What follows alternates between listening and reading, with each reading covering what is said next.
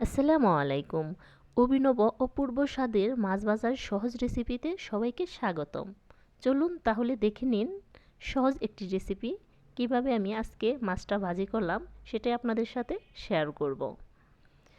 এখানে আমি প্রথমে একটি মাছ নিয়েছি। মাছটা আমি ছুরির সাহায্যে এভাবে কেটে নিচ্ছি। মাছটা অবশ্যই ডিপ করে কেটে নিতে হবে। এবার কিচেন টিস্যু পেপার দিয়ে ভালো করে মুছে নিচ্ছি, মাছের গায়ে যেন কোনো পানি লেগে না থাকে। মাছটা বেশ কিছুদিন ফ্রিজে ছিল, এর জন্য একটু ফ্যাকাশে হয়ে গিয়েছে। এখন মাছটাকে ম্যারিনেট করব। এর জন্য 1 টেবিল চামচ পরিমাণ লেবুর রস দিয়ে মাছের গায়ে ভালো করে মেখে নিচ্ছি। তারপর 1 টেবিল চামচ পরিমাণ রসুন কুচি নিয়ে নিয়েছি। রসুনগুলো এভাবে দিয়ে দিচ্ছি। 1 চা চামচ সয়া সস ভালো করে মাছের গায়ে মেখে নিচ্ছি। মাছের গায়ে এভাবে রসুন দিয়ে দিলে খেতে অনেকটাই ভালো লাগে। 1.5 টেবিল চামচ পরিমাণ মরিচের গুঁড়া, 1/2 চা চামচ করে ধনিয়া গুঁড়া, জিরা গুঁড়া, রাঁধুনি মশলার গুঁড়া এবং 1 চা চামচ পরিমাণ আদা রসুন বাটা এবং সামান্য পরিমাণ সরিষার তেল দিয়ে একটি পেস্ট তৈরি করে নিচ্ছি। এখন মাছের গায়ে ভালো করে মেখে নেব।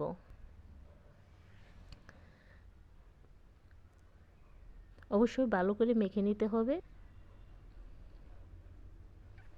কাটা অংশের ভিতরেও মশলাটা ভালো করে মিশিয়ে নিচ্ছি।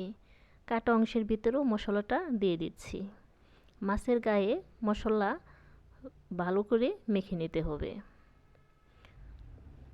এবার 30 মিনিটের জন্য রেস্টে রেখে দেব। হাতে কম সময় থাকলে আরও কম সময় রাখতে পারেন। আমার হাতের সময় ছিল, আমি তাই 30 মিনিটই রেখেছি। আরও বেশি সময়ও রাখতে পারেন। এবার 1/2 কাপ ময়দা দিয়ে মাছটা আমি কুট করে নিচ্ছি। মাছের গায়ে ময়দাটা ভালো করে মাখিয়ে নিতে হবে। চুলায় একটি প্যান বসিয়ে দিয়েছি, দিয়ে দিচ্ছি 1/2 কাপ পরিমাণ মতো তেল। তেল কমিয়ে বাড়িয়ে দিতে পারেন। মাছের গায়ে যে হালকা ময়দা ছিল সেটা ঝেড়ে নিচ্ছি। তেল গরম হয়ে এলে দিয়ে দিচ্ছি মাছটা। খুব আস্তে ছাড়তে হবে, তেল ছিটে আসলে হাত পুড়ে যেতে পারে। এবার গরম তেল মাছের গায়ে দিয়ে দিচ্ছি। এপিঠ ওপিঠ ভালো করে ভেজে নিতে হবে। ঘুরিয়ে দিচ্ছি।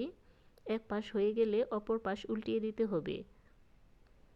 চুলার আঁচ থাকবে মিডিয়াম থেকে একটু কম। চুলার আঁচ বাড়িয়ে দেওয়া যাবে না, মাছটা পুড়ে যেয়ে এমনকি উপরে পুড়ে যাবে, ভিতরে কাঁচা থাকতে পারে। এর জন্য চুলার আঁচ কমিয়ে রেখে খুব ধীরে ধীরে ভেজে নিতে হবে। এপিঠ ওপিঠ ভালো করে ভেজে নিতে হবে। অবশ্যই সময় নিয়ে ভাজতে হবে। মাছ ভাজার সময় কখনোই তাড়াহুড়া করা যাবে না।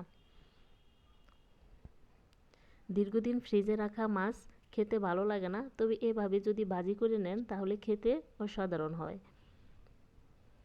রেসিপিটা কেমন লাগলো অবশ্যই কমেন্ট করে জানাতে ভুলবেন না। ভেজে নিচ্ছি, দেখতেই পাচ্ছেন। দেখতে যতটা লোভনীয়, খেতে ঠিক ততটাই স্বাদের।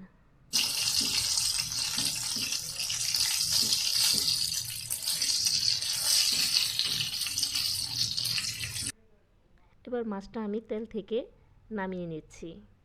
একটি টিস্যু পেপারের ওপর মাছটা রেখে দিচ্ছি। মাছের গায়ে লেগে থাকা অতিরিক্ত তেল টিস্যু পেপারটা শুষে নেবে। যারা এভাবে ভাজি করে খান নাই তারা একবার হলেও ট্রাই করে, খেতে অসাধারণ লাগে। সৃষ্টিকর্তা সকলকে ভালো রাখুক, সুস্থ রাখুক। আল্লাহ হাফেজ।